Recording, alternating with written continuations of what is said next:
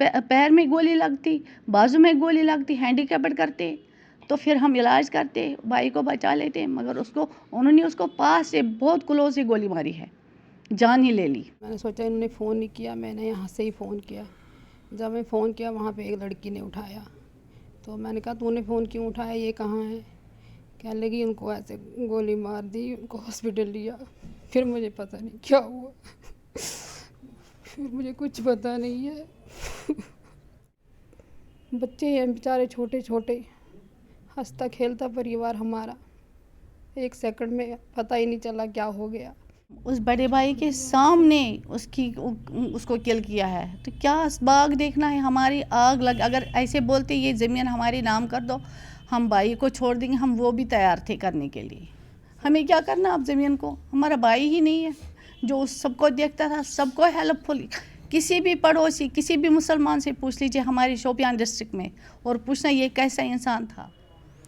32 साल से पूर्ण कृष्ण भट्ट घाटी में रह रहे थे, शोपियान में रह रहे थे, और वहीं पर कश्मीर घाटी में ही अपना जीवन यापन व्यतीत कर रहे थे। कश्मीरी पंडित समुदाय 1999-90 में घाटी से निकल गया, उसे पलायन करना पड़ा। पलायन करके लोग नगरोटा आए, जम्मू आए और देश के विभिन्न भागों में चले गए। लेकिन पूर्ण कृष्ण भट्ट ने इस पूरे दौर में, उस आतंकवाद में, उन सब हालात में अपना घर शोपियान में नहीं छोड़ा। लेकिन 32 साल के बाद आतंकियों ने पूर्ण कृष्ण भट्ट को निशाना बनाया। ये पूर्ण कृष्ण भट्ट का पूरा परिवार है, ये उनकी 3 बहनें हैं और ये उनकी धर्मपत्नी हैं स्वीटी भट्ट। उनकी शहादत के बाद उम्मीद और तवक्का इस परिवार की ये थी कि शायद जम्मू कश्मीर के प्रशासन में सबसे ऊंचे पदों पर बैठे हुए लोग भी इस घर में आएंगे और उनकी पत्नी के साथ संवेदनाएं व्यक्त करेंगे, उनका दुख बांटेंगे और उन्हें ये विश्वास दिलाएंगे कि हम आपको तकलीफ़ और परेशानी में, इस तकलीफ़ और परेशानी में अकेला नहीं छोड़ सकते। परिवार को ये उम्मीद और तवक्का थी कि 32 साल से पूर्ण कृष्ण भट्ट वहाँ पर कश्मीर घाटी में लोगों की सेवा कर रहे थे। शायद आज वो सारे इम्पॉर्टेंट लोग जो घाटी के में राजनीतिक तौर पर इम्पॉर्टेंट हैं या सरकार में अहम पदों पर बैठे हुए हैं, शायद वो हमारा दुख बांटने के लिए, हमारी तकलीफ़ और परेशानी कम करने के लिए यहाँ आएंगे। लेकिन कोई नहीं आया, कोई भी नहीं आया। और आज कितने दिन हो चुके हैं, प्रशासन के लोगों के पास इतनी कौन सी ज़रूरी काम है जिन कामों को वो छोड़कर इस घर में, इस घर की तकलीफ़ और परेशानी कम करने के लिए नहीं आ सकते। और विडंबना इस परिवार की ये है कि पूर्ण कृष्ण भट्ट चूंकि घाटी से पलायन नहीं किए थे, घाटी में ही रह रहे थे, तो रिलीफ कमिश्नर के पास ये रजिस्टर्ड नहीं है। तो जो रिलीफ बाकी कश्मीरी पंडित समुदाय को यहाँ पर मिलता है वो भी इस परिवार को नहीं मिलता। एक बेटा है और एक बेटी है, उनकी तस्वीरें आपने देखी होगी। और आज जब मैंने कहा कि मैं आपसे बात करना चाहता हूँ, दुख इतना ज़्यादा है, तकलीफ़ इतनी ज़्यादा है कि बच्चे बात ही नहीं कर सकते, आप उम्मीद भी नहीं कर सकते। एक 6th में बच्चा पढ़ता है, एक 8th में बच्ची पढ़ती है, क्या उम्मीद आप उनसे करेंगे कि वो कैमरे के ऊपर आकर क्या बात करेंगे। उनकी पत्नी मेरे साथ हैं, आइए उनसे बात करते हैं। स्वीटी जी, सबसे पहले मुझे ये बताइएगा कि आपकी आखिरी बार कब उनसे बात हुई? मेरी आखिरी बार उनकी बात हुई थी सैटरडे को ही हुई थी, 12 बजे फ़ोन किया था, उन्होंने वीडियो कॉल की थी। तो मैंने कहा आप कहाँ पे हो? उन्होंने कहा मैं बाग में हूँ। तो यहाँ पे वहाँ पे लगाई थी लेबर, सेब उतार रहे थे। मैंने कहा आप घर आ जाओ। तो कहते मैं घर में ही अकेला था, बोर हो गया, इधर आ गया थोड़े चक्कर लगाने। मैंने कहा नहीं आप घर चले जाइए। कहते अच्छा ठीक है। थोड़ी 10-15 मिनट के बाद उन्होंने फिर कॉल की, कहा कि मैं घर आ गया, आर्मी कैंप के पास पहुंचा हूं। तो यहाँ पे फ़ोन नहीं करने देते हैं, तो घर पहुंच के मैं फ़ोन करता हूं। फिर इन्होंने फ़ोन ही नहीं किया, मैं बाहर चली गई कुछ काम करने। थोड़ी देर के बाद मैं आई वापस तो 1 बज गया था। मैंने सोचा इन्होंने फ़ोन नहीं किया, मैंने यहाँ से ही फ़ोन किया। जब मैं फ़ोन किया वहाँ पे एक लड़की ने उठाया, तो मैंने कहा तूने फ़ोन क्यों उठाया, ये कहाँ है? कहने लगी उनको ऐसे गोली मार दी, उनको हॉस्पिटल लिया। फिर मुझे पता नहीं क्या हुआ, फिर मुझे कुछ पता नहीं है। बस यही आखिरी बात। उससे पहले कभी किसी वक्त आप वहाँ गई हों या आपको कभी महसूस हुआ हो वहाँ लोगों से बात करके या वहाँ का माहौल देख के आपको महसूस हुआ हो कहीं आपने अपने पति को कहा हो कि यहाँ पर माहौल ठीक नहीं है? हाँ, हम तो डरते थे। मैं 5-6 साल पहले ही यहाँ पे आ गई थी। मुझे तो बहुत डर लगता था, मेरी बेटी भी बहुत डरती थी। हम इस बार जब इनकी जून में छुट्टियाँ हुई बच्चों की, तो हम यहाँ से निकले, तो फिर उसी दिन हम जब काजीगुंड में पहुँचे तो उसको रजनी वालों को मार दिया। तो मेरी बेटी बेचारी बेहोश हो गई गाड़ी में ही, बोलने लगी नहीं मम्मी हमें जम्मू जाना वापस। तो जैसे तैसे इन्होंने घर पहुँचाया हमें वहाँ पे शुपियन में। तो 2 दिन 3 दिन मेरी बेटी ने खाना नहीं खाया, कहती नहीं मुझे नहीं यहाँ पे बैठना, मुझे डर लगता है यहाँ पे, आप मुझे घर पे लेके चलो। फिर हम जैसे यहाँ से बुधवार के दिन गए थे, फ्राइडे के दिन हम वापस आ गए। फिर इनको मैंने कहा चलो, ये कहते मैं यहाँ पे क्या करूँगा, यहीं पे सब कुछ है हमारा, तो वहाँ पे खाएंगे क्या हम। फिर मैंने कहा आप चलो देखते हैं भगवान क्या करता है। तो कहते नहीं आप जाओ तो मैं देखता हूँ।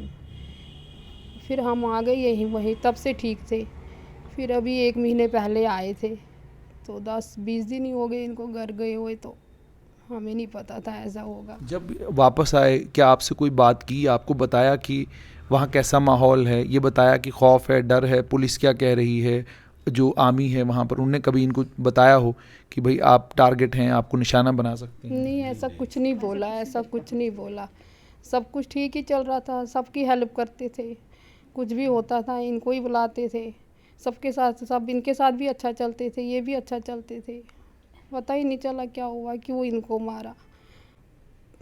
बच्चे हैं बेचारे छोटे छोटे, हंसता खेलता परिवार हमारा, 1 सेकंड में पता ही नहीं चला क्या हो गया। कुछ नहीं बोला, ये तो पता था डर है वहाँ पे, मगर ऐसा होगा कभी सोचा नहीं था, ऐसा होगा कभी नहीं सोचा, सपने में भी नहीं सोचा कभी ऐसा होगा। तो इस हादसे को आज काफ़ी दिन हुए हैं, प्रशासन से कोई आदमी लोग आपसे मिलने आए हों, कोई इम्पोर्टेंट लोग आपसे मुलाकात करने आए हों, आपका दुख बांटने के लिए? नहीं, कोई भी नहीं आया, कोई नहीं आया, किसी ने नहीं पूछा। जो तकलीफ़ है वो हमें ही है पता क्या है। कोई नहीं आया यहाँ पे, कोई हेल्प नहीं, कुछ नहीं। मुझे ये बताइए कि अब आगे, चूंकि आपकी बच्ची है, आपका बेटा है, इन दोनों की पढ़ाई भी है, आगे ज़िंदगी को भी जीना है, तो वो अब आगे आपने क्या सोचा है? मैं क्या सोचूंगी,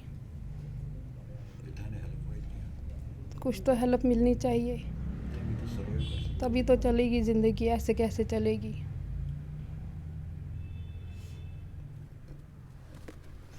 उनकी बहन भी मेरे साथ है। मुझे ये बताइएगा कि कभी आपके भाई ने आपको बोला हो कि कश्मीर में माहौल ठीक नहीं है? क्योंकि जो मुझे उन्होंने पता चला था वो ये पता चला था कि बुरहान वानी का जब उसको मारा गया, जब वो मारा गया था, उसके मारे जाने के फ़ौरन बाद जो है उन्होंने परिवार को शिफ्ट किया था जम्मू।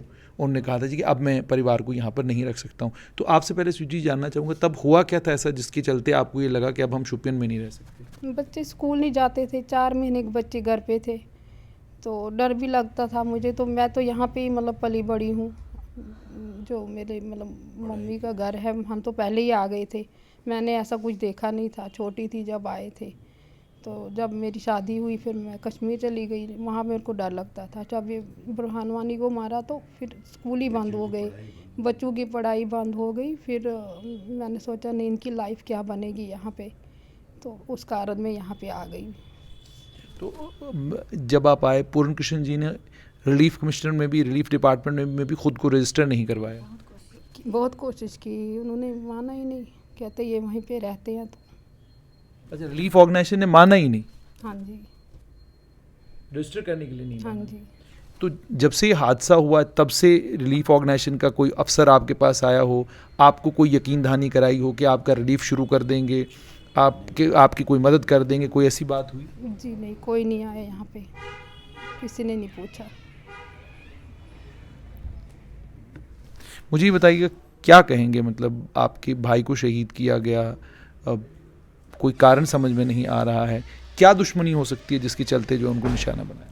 सर कोई दुश्मनी नहीं थी, बहुत हेल्पफुल थे, सबको हेल्प करते थे। गांव में कोई भी बीमार होता था, मेरा भाई पैसे की हर तरह की मदद करता था।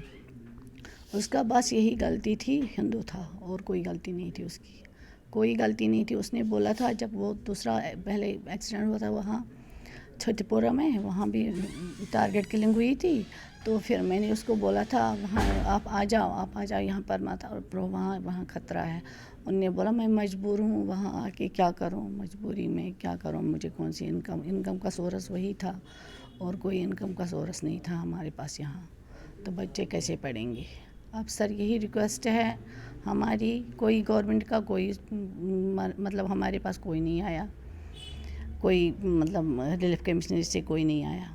हमने रिक्वेस्ट की थी पहले भी, हमें यहाँ इनकम थोड़ा सा सोर्स बन जाए, वो भाई हमें यहीं आता, वो इस वजह से नहीं है, उसकी कोई इनकम नहीं थी यहाँ पर। अब हमारी रिक्वेस्ट यही है गवर्नमेंट से कि हमारे बच्चों को थोड़ा बहुत हेल्प मिलनी चाहिए, एजुकेशन फ्री करिए और ये थोड़ा बहुत कंपनसेशन। और मेरी फ़र्स्ट रिक्वेस्ट यही है, जितने भी लोगों की इन्वॉल्वमेंट होगी मेरे ब्रदर के किलिंग में, तो उनको फांसी की सज़ा मिलनी चाहिए। फर्स्ट रिक्वेस्ट मेरी यही है। मुझे ये भी बताइएगा कि अब वो जो बाग आपका है, उस बाग की देखरेख कौन करेगा? क्योंकि जो मेरे पास जानकारी उसके मुताबिक तो उनके जो पूर्ण कृष्ण जी के भाई हैं वो सरकारी मुलाजिम हैं, तो बाग कौन देखेगा? वही देखता था, अब कौन देखेगा। उस बड़े भाई के सामने उसको किल किया है, तो क्या बाग देखना है। हमारी आग लग, अगर ऐसे बोलते ये ज़मीन हमारे नाम कर दो, हम भाई को छोड़ देंगे, हम वो भी तैयार थे करने के लिए। हमें क्या करना अब ज़मीन को, हमारा भाई ही नहीं है जो उस सबको देखता था, सबको हेल्पफुल। किसी भी पड़ोसी, किसी भी मुसलमान से पूछ लीजिए हमारे शोपियान डिस्ट्रिक्ट में, और पूछना ये कैसा इंसान था, इतना जेंटल, इतना ऑनेस्ट, ऐसा इंसान ही नहीं होगा कोई। वहाँ बहुत सारे लोकलों ने भी जो वीडियोस आई हैं जो या बहुत सारी जो खबरें चली उसमें लोकल वहाँ के कह रहे हैं कि बहुत मददगार थे, अगर पैसा कभी नहीं रोकते थे, अगर मान लीजिए कभी किसी को भी नहीं, कोई भी आता था अगर उसके जेब में नहीं होता था पैसा, वो उसको अपने दोस्त के पास भेजता था, मेरे नाम लिख के रखो, मगर उसको 1000 रुपये दो, उसको 2000, जितना ज़रूरत होता था। कभी भी ऐसा इंसान कोई होगा ही नहीं कश्मीर में, मगर फिर भी उन लोगों ने उसको नहीं छोड़ा। कोई तो होगा जो जान पहचान का होगा, दोस्त होगा, उसको क्लोज में, उसको हाथ पैर में गोली लगती, बाजू में गोली लगती, हैंडीकैप्ड करते, तो फिर हम इलाज करते, भाई को बचा लेते, मगर उन्होंने उसको पास से बहुत क्लोज से गोली मारी है, जान ही ले ली। कोई जान पहचान का ही था। बस यही रिक्वेस्ट है उनको फांसी की सज़ा, जितने भी लोगों की इन्वॉल्वमेंट होगी मेरे ब्रदर की किलिंग में, जितने भी लोगों की इन्वॉल्वमेंट होगी उनको फांसी की सज़ा मिलनी चाहिए। तो आप सुन रहे हैं कि ये परिवार के लोग हैं, परिवार के लोगों का साफ तौर पर ये कहना है कि जिनकी भी इसमें इन्वॉल्वमेंट होगी उन्हें फांसी की सज़ा दी जानी चाहिए। लेकिन 1999-90 में कश्मीरी पंडितों का पलायन होता है घाटी से। 33 साल गुजर चुके हैं और 33 साल के बाद भी कश्मीरी पंडित आज भी परेशान हैं। परेशान इस बात से है कि मैं वहाँ सब कुछ छोड़कर अपनी जान बचाकर जम्मू, दिल्ली और देश के विभिन्न भागों में आ गया। मैं अपना कामकाज कर रहा हूँ और कश्मीरी पंडितों के बच्चे, इनके परिवार बहुत दूर दूर दुनिया के कोनों कोनों में ये लोग पहुँच चुके हैं अपनी मेहनत और अपनी काबिलियत के बलबूते के ऊपर। लेकिन सवाल यह है कि जो कश्मीरी पंडित कश्मीर घाटी में इस विश्वास और इस यकीन पर बैठे रहे कि हमारे मुसलमान भाई हमारे साथ हैं, हमें डरने और घबराने की ज़रूरत नहीं है, जब उन्हें भी आतंकी निशाना बना रहे हैं और समाज रोक नहीं पा रहा, समाज खामोश है और समाज अगर बोलता भी है उनके बोलने से कोई फ़र्क नहीं पड़ता, तो सोचिए कश्मीरी पंडित समुदाय के ये लोग किस पर विश्वास करके वापस घाटी जाएं। फौज, पुलिस, आप सब कुछ रखवा लें, इससे आप सिर्फ एक आदमी की सुरक्षा उसको प्रदान कर सकते हैं। लेकिन जब तक वहाँ का समाज, वहाँ के लोग इस बात के लिए तैयार ना हो, कि सिविल सोसाइटी वहाँ की इस बात के लिए तैयार ना हो कि ये इस धरती का अंग हैं, यहीं के हैं, यही हैं यही हैं जिन्होंने कश्मीर को कश्मीर बनाए रखा था, जब तक वो लोग तैयार ना हो तब तक बदलाव कहाँ से आएगा। सोचिए, मैं पिछले लगभग 16 सालों में कितने ऐसे घरों में गया हूँ, कितनी ऐसी कहानियाँ आप तक पहुँचाई हैं। अब यकीन मानिए, जब किसी के घर में पहुँचते हैं दिल टूट जाता है, तकलीफ़ होती है, मन नहीं करता कि किसी से कोई सवाल पूछें, क्योंकि क्या सवाल पूछें। एक और बेटी है, कश्मीरी पंडित समुदाय की एक और बेटी विधवा हुई है। प्रशासन के लिए आसान है ये कहना, बहुत आसान है आपके लिए कहना, ये बात कहना कि ये आतंकवाद से हम लड़ाई लड़ रहे हैं, आतंकवाद के खिलाफ जो हमारी जंग है, इस जंग में ये सब कुछ होगा। लेकिन इस बेटी के आंसू और इनके 2 बच्चे आपसे सवाल पूछते हैं कि हमें बताइए हमारे बाप का कसूर क्या था। क्या हमारे बाप का कसूर ये था कि उसने विश्वास किया एक समाज के ऊपर, यकीन किया एक समाज के ऊपर, और उस विश्वास और उस यकीन के ऊपर वो वहां पर रहा। सुनने में ये भी आया, कुछ लोगों ने कहा कि उन्हें ये कहा गया था कि आप बाग में मत जाइए। मालिक बाग देखने नहीं जाएगा तो मालिक किस काम का? अगर वहां पर सुरक्षा व्यवस्था कड़ी की गई है तो फिर बाग में अगर सुरक्षा व्यवस्था कड़ी की गई है तो बाग में जाना क्या जुर्म है? ये सारे सवाल कश्मीरी पंडित समुदाय के लोग पूछते हैं। और यकीन मानिए, जब ये अफसोस और ये तकलीफ कश्मीर घाटी तक होती थी तब तो समझ में आता था, लेकिन अब जब कश्मीरी पंडितों ने अपना घर, अपना बार सब कुछ छोड़कर जम्मू में पहले टेम्परेरी शेल्टरों में, वो टीन के शेडों में कश्मीरी पंडित समुदाय के लोग रहते थे, और ऐसी जगहों को, पथरीले रेगिस्तानों को इन लोगों ने, उन पथरीले रेगिस्तानों से अपनी जिंदगी दोबारा शुरू की। सांप का डंक हो, हार्ट की बीमारी हो, 50 तरह की तकलीफें, परेशानियां झेलता गया ये समाज, लेकिन आहिस्ता आहिस्ता ये समाज जो है दोबारा से खड़ा हो गया। अब जब इस समाज को ये यकीन होने लगा था कि कश्मीर घाटी में हालात बेहतर होने लगे हैं, हम दोबारा से वापस जा सकते हैं, आतंकी जो कर रहे हैं इसको रोकने का काम जहां सरकार का है वहां सरकार का तो है, मगर सबसे ज्यादा जरूरी काम समाज का है। जब तक समाज उन लोगों का बहिष्कार नहीं करेगा जो लोग बंदूक लेकर दंदना रहे हैं और कश्मीरी पंडित समुदाय के लोगों को निशाना बना रहे हैं, तब तक बात नहीं बनेगी। ये कश्मीरी पंडित समाज की ये बेटी बहुत सारे सवाल इसकी आंखों के आंसू पूछ रहे हैं, बहुत सारे सवाल इन बहनों की चुप्पी पूछ रही है। देखना अब यह है कि सरकार करती क्या है, और देखना यह है कि कश्मीर का जो समाज है वो समाज इन आतंकियों को लेकर और इनकी हरकतों को लेकर कब बाहर आकर ये कहना शुरू करेगी कि तुम्हारा सामाजिक बहिष्कार होगा उस व्यक्ति का, उस परिवार का, उन लोगों का जो लोग आतंकवाद का समर्थन करेंगे, आतंकवादियों की मदद करेंगे या आतंकवादियों को अपने घरों में शरण देंगे। जब तक आप ये नहीं करेंगे, यकीन मानिए, तब तक वो जो 1999-90 के जिस दाग की बात आप बार बार करते हैं कि इस दाग को हम धोना चाहते हैं, वो दाग नहीं धुल सकता।